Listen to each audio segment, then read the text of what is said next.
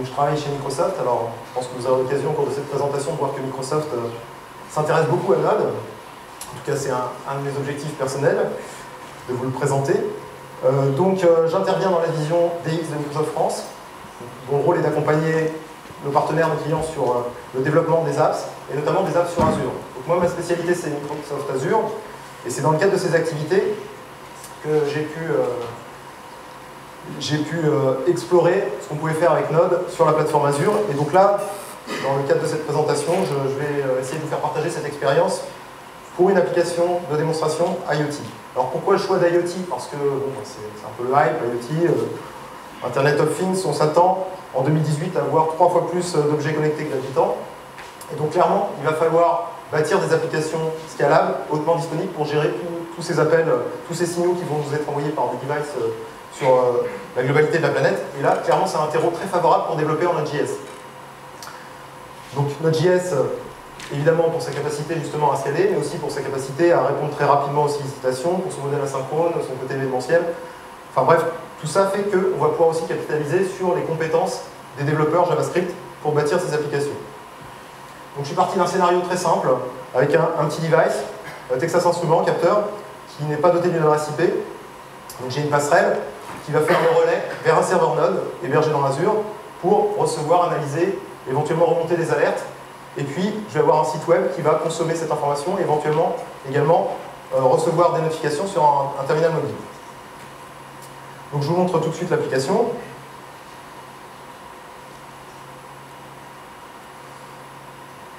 Je la lance. Alors pour la petite histoire, le capteur de nos amis de Texas, il utilise le protocole BLE. Donc c'est un Bluetooth, un smart Bluetooth très peu consommateur en énergie.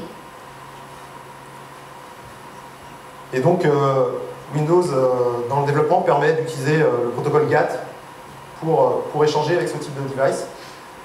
Donc là, pour montrer l'intégralité de la démonstration, évidemment j'ai un émulateur Windows Phone, donc sachant que la démonstration elle pourrait très bien être utilisée pour envoyer des notifications sur un terminal mobile de type Android, iPhone,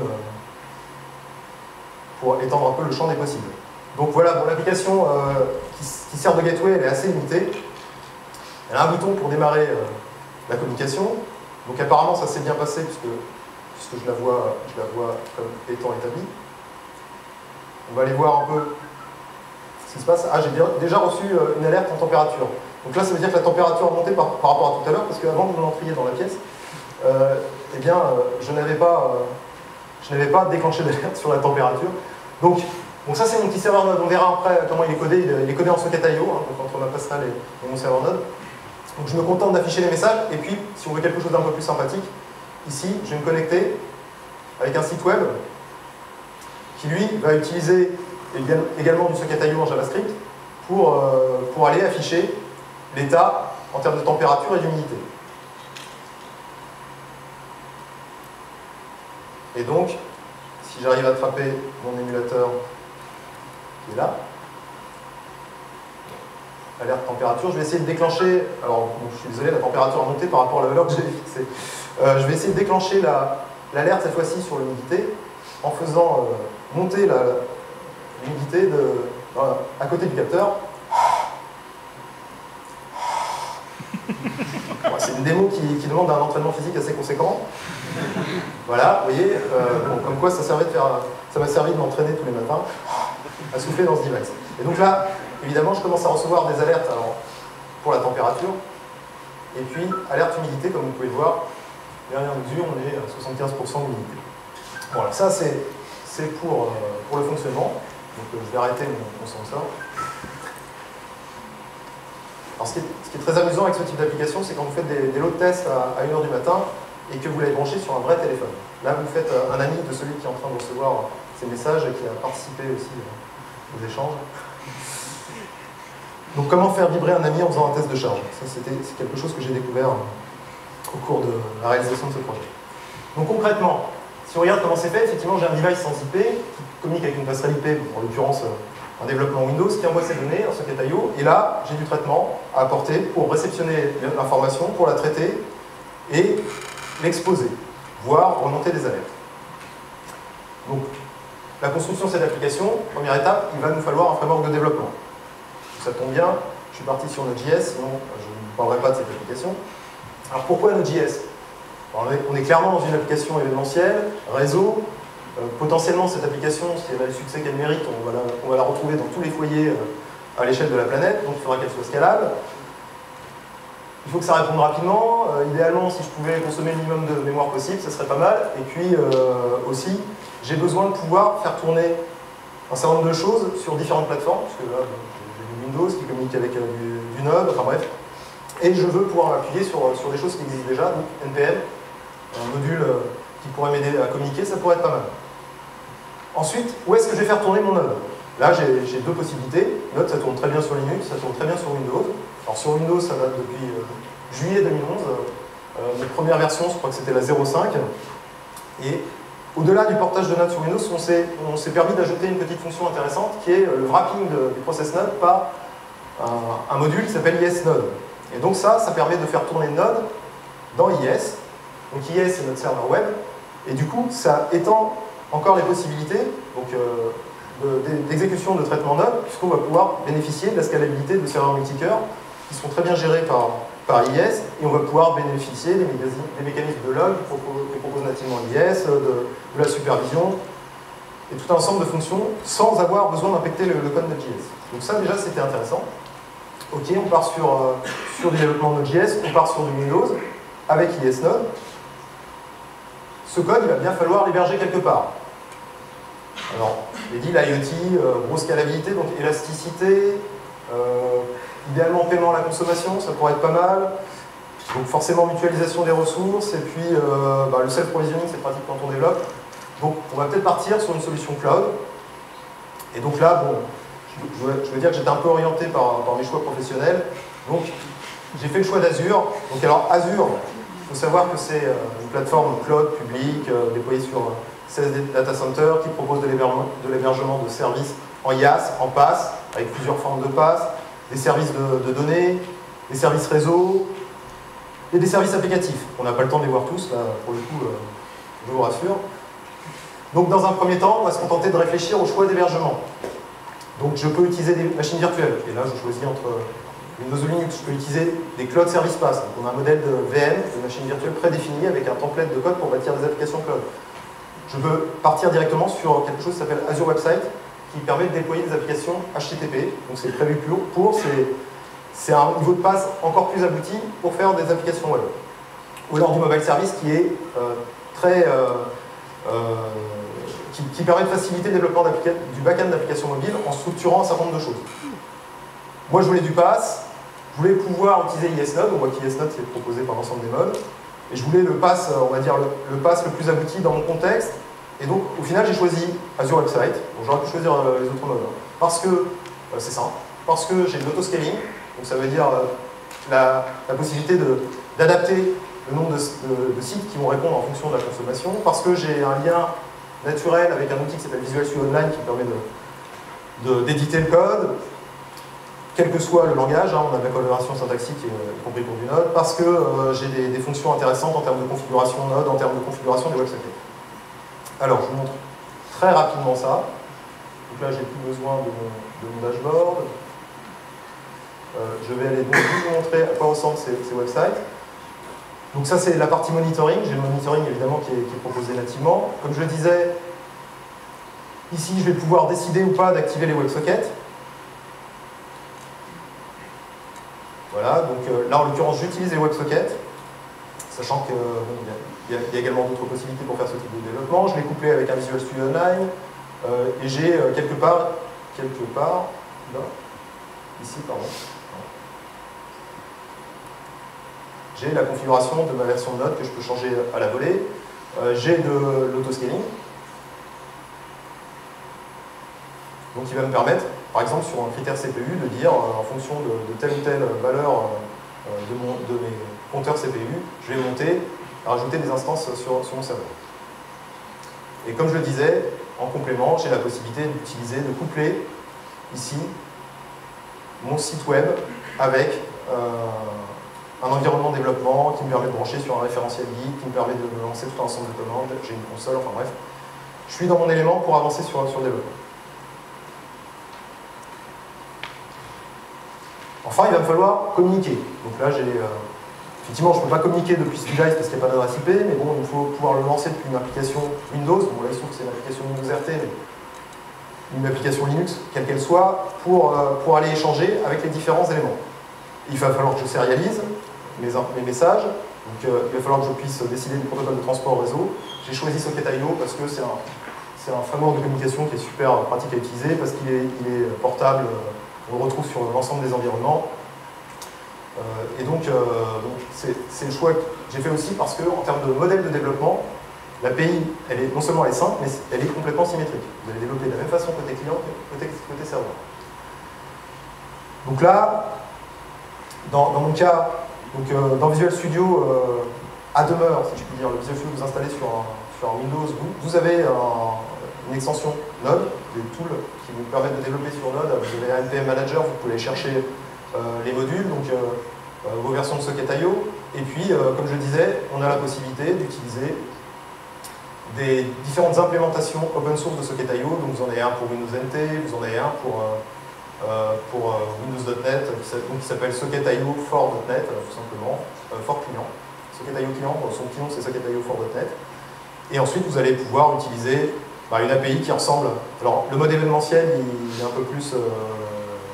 Le mode asynchrone va différer un peu de la façon dont on gère en Node.js, mais grosso modo vous allez retrouver vos petits quand vous développez d'un environnement à l'autre et vous faites du Socket.io. Enfin, c'était un des éléments que je voulais cibler dans le scénario de la démo IoT, même si elle est encadrée, hein, j'aurais pu partir aussi sur des scénarios Big Data. Là, je voulais notifier un terminal mobile, donc il y a plusieurs façons de faire. Et donc la façon qui a été retenue, ça a été de s'appuyer sur un service PaaS que propose Microsoft, qui s'appelle Microsoft Azure Notification Hub, qui permet d'enregistrer l'ensemble des push notification services des différents constructeurs de devices. Et donc on va enregistrer un code qui est associé à chacune des apps de façon centralisée, ce qui fait qu'au final, on a juste un appel à faire pour notifier sur tous les types de devices. Et comment on fait ça? En Node, très simple, on a évidemment un SDK qui nous met à disposition, ou un module dans NPM pour Azure. On utilise ce module, et puis donc on a un objet notification, on fait un envoi du XML qu'on veut toaster, ou enfin on peut l'afficher de différentes façons, suivant le type de notification qu'on veut sur le module. Donc en conclusion, j'espère déjà que cette présentation vous a intéressé, parce que ça aussi c'était un de mes objectifs. Donc j'ai commencé un peu à anticiper le fait que ça aurait pu vous intéresser. C'est mon côté optimiste. Donc je l'ai déjà blogué ici, avec un petit peu d'informations pour trouver un slide. Et donc j'ai donné des explications complémentaires, parce que là j'avais 20 minutes, je ne pouvais pas rentrer dans les détails, par exemple comment vous gérez le CORS. Donc il y a des petites subtilités quand vous faites du CORS, du Cross Origin Resource Sharing en Socket.io. Voilà, bon, des éléments aussi complémentaires sur la démo, et donc j'ai perdu la vidéo, non, elle est encore là. Et donc j'ai publié également, tant que j'étais, des sources sur GitHub. Bon, alors c'est vraiment une démo, hein, ça n'a pas l'ambition de devenir un framework à généraliser. L'objectif c'était plutôt de partager une solution de bout en bout qui illustre un peu les possibilités. Donc je vous invite à le tester avec Azure. J'ai juste mis en commentaire les clés sur la partie Azure Notification Service, d'ailleurs que je ne vous ai pas montré. C'était là, sur le service bus, ici. Vous avez la partie notification web qui est ici. Vous allez faire la configuration sur l'ensemble des packages SID qui correspondent aux différents... alors je ne l'ai pas fait pour Apple, Google, parce que je ne suis pas encore équipé avec le device adéquat, mais je ne désespère pas de m'y intéresser. Voilà. Donc j'ai déjà fait quelques pushes pour vérifier que ça se passait bien, comme vous pouvez voir. Donc le code marchera, modulo, l'ajout des clés qui vont bien si vous utilisez le service Azure, il marche en localhost, mais moi je vous invite à le tester sur Azure. Il y a plusieurs façons de tester Azure gratuitement. Vous allez sur le site en ligne, vous avez un free trial qui va vous demander un numéro de carte bleue. Pour ceux qui n'auraient pas de carte bleue, j'ai quelques passes. Donc le pass, vous avez un code et vous avez directement la possibilité d'ouvrir ce type d'abonnement. Je vous invite à venir me voir en discuter, et c'est bien volontiers que je partagerai ces éléments. En complément, il faut savoir que cette démo, j'avais eu un premier jet, si je puis dire, en collaboration avec Julien Coriolan, que je salue parce qu'il est en balade à New York, pour une version qui partait sur de multiples technos, de multiples protocoles, qui sera également publiée lorsqu'elle sera finalisée sur GitHub. Et enfin, des Microsoft, on a vu quelques aperçus, le SDK Azure, l'implémentation d'IS Node, les Node.js Tools intégrés dans Visual Studio. Il y a tout un ensemble d'éléments complémentaires qu'on n'a pas le temps de voir. On peut faire du TypeScript avec Node.js, on peut faire du WebMatrix avec Node.js, il y a des commandes PowerShell dédiées pour déployer des sites Node.js, enfin bref. Et on utilise nous-mêmes Node.js dans le produit. Il faut savoir qu'il y a des fonctions dans Skype, dans Yammer, dans Bing, qui sont basées sur Node.js, donc c'est quand même un environnement de développement auquel on croit beaucoup. Et on accompagne fortement le mouvement. Il y a une pépinière qui est là pour vous accompagner si vous avez un vrai projet, au-delà de la petite démo que vous venez voir ici. Donc, avec du coaching, de la mise en avant sur vos business à venir. N'hésitez pas à vous inscrire. Et donc, vous aurez en face de vous une personne qui va vous aider à trouver les ressources, à vous accompagner pour que vous ayez plus de visibilité, éventuellement à vous fournir du coaching technique, c'est gratuit. Donc là, c'est plutôt si vous êtes dans l'idée d'une startup. Je vous remercie pour votre attention et je vais laisser la parole à Isaac. Isaac. Ah bah oui, alors si vous avez des questions, n'hésitez pas. Mais non, je serai encore à votre disposition, bien sûr. Restez avec nous jusqu'à la fin de la soirée. Donc alors on m'a dit qu'il fallait avoir terminé pour minuit ou plus tard, mais enfin idéalement minuit moins le quart, parce que sinon on a des personnes de la sécurité qui sont obligées de rester. Est-ce qu'il y a des questions? Oui, bien sûr. Alors attendez, j'arrive avec le micro.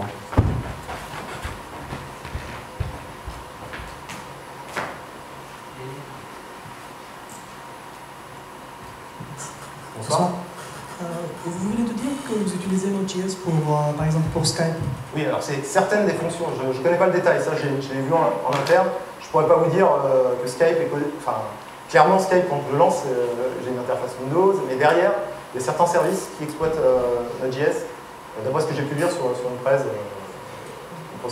Pour le temps réel, c'est Socket IO? Je ne connais pas les détails d'implémentation de Skype. Alors, le cas de Yammer est sans doute plus facile à décoder sur le net, puisque le CTO de Yammer est très très communicant.